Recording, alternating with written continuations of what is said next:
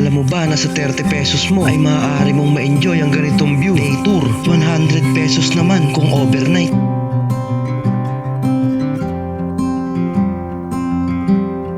Ang pwede mong maging view mula Montalban hanggang buong Kamaynilaan. Isama mo na yung Bulacan.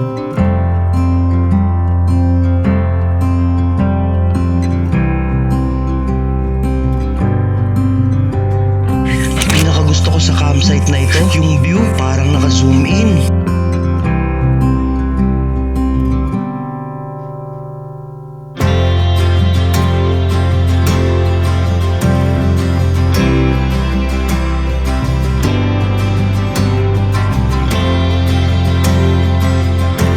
Huwag kang mag-alala sa daan dahil kahit sedan ay kayang makarating dito. Pasyalan din ito ng mga siklista.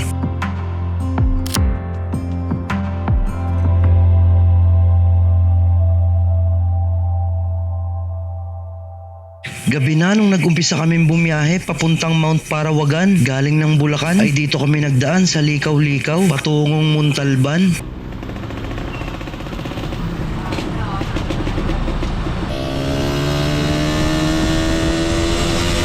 Maliwanag at maganda ang daan dito at hindi rin ganun karami ang mga sasakyan na nagdadaan. Pagdating nga namin sa may kanto ng Ultra Mega, ay pumasok kami sa palengke para mamili ng aming mga babaunin. Anong kailangan nun? Bakit? Sa mga oras na yan ay hindi nga namin alam kung ano pa yung aming bibilihin at babaunin. Malak yan eh.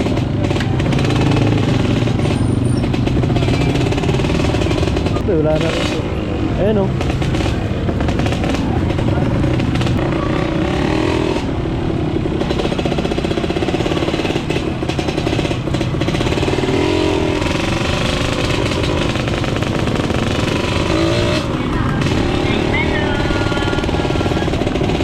Dito marami-rami pa yung tinda.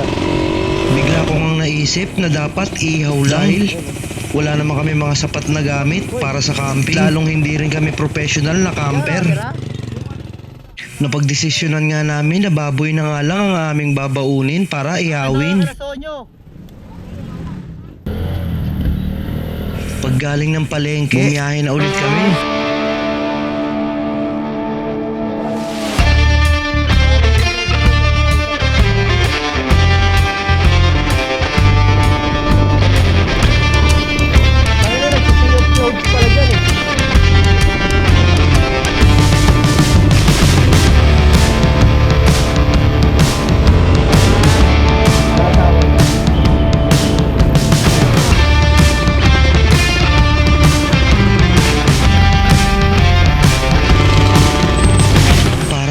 Sa mga gustong pumunta sa campsite, ipin nyo lang sa Google Map yung Sonyo Campsite o kaya naman sa Waze. Direkta na kayong ihahatid hanggang doon sa kanila. Kung gabi naman kayo babiyahe at pag nakita nyo itong ilaw sa kalsada na ito, ibig sabihin tama yung daan ninyo. Ito kasi yung daan papuntang Wawa Dam.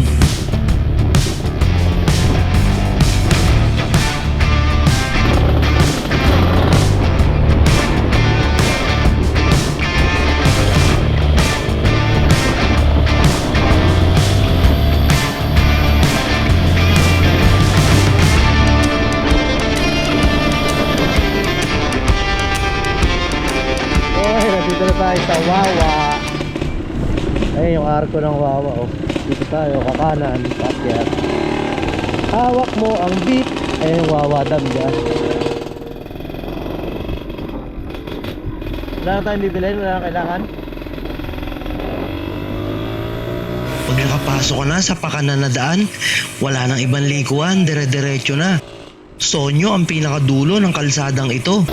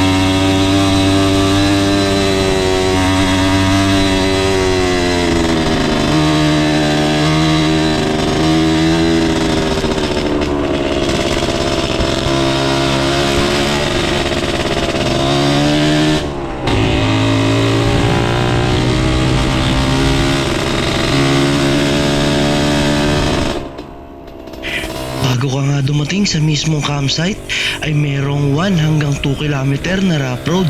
Pero kayang-kaya naman dahil lupa at tuyo ang daan.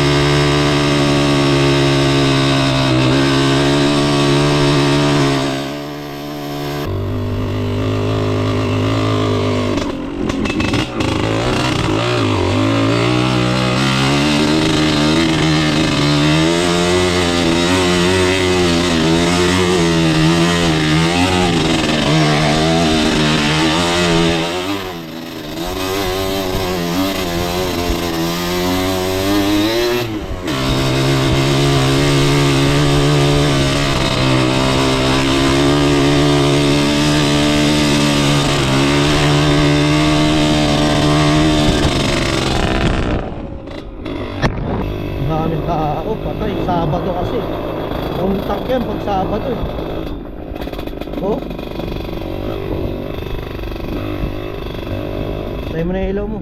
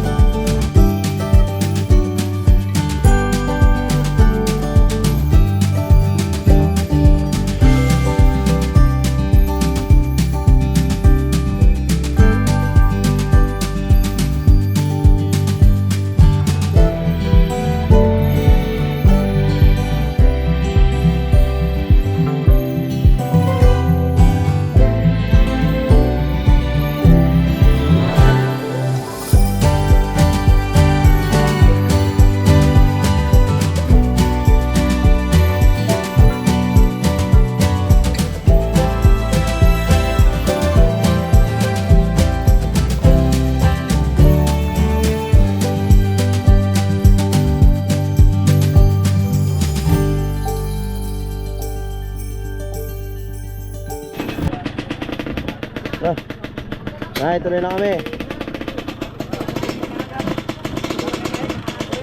Baboy, tuloy na kami sa inyo.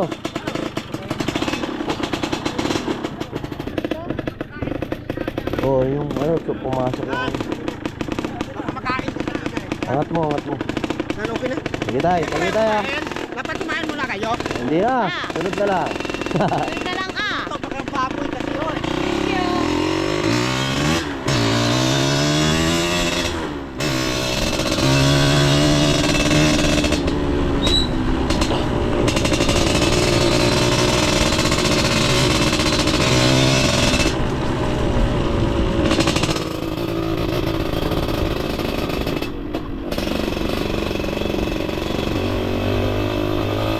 Ah.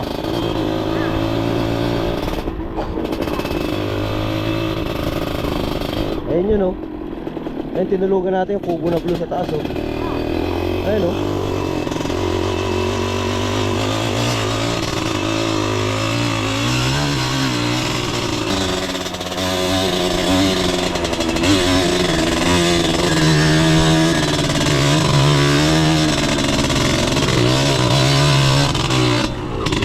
Ayun oh.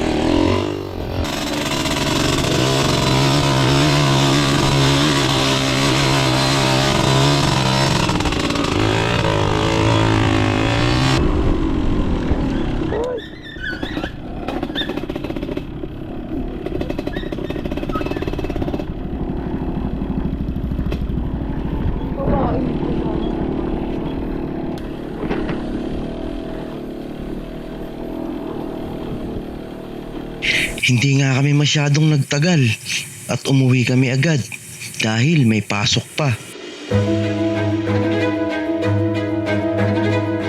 Sinubukan lang namin gawin yung mga bagay na hindi namin nagagawa noon, tulad ng ganito, yung mag-camping, at talaga nga namang masasabi kong nakakawala ng stress yung ganitong klaseng mga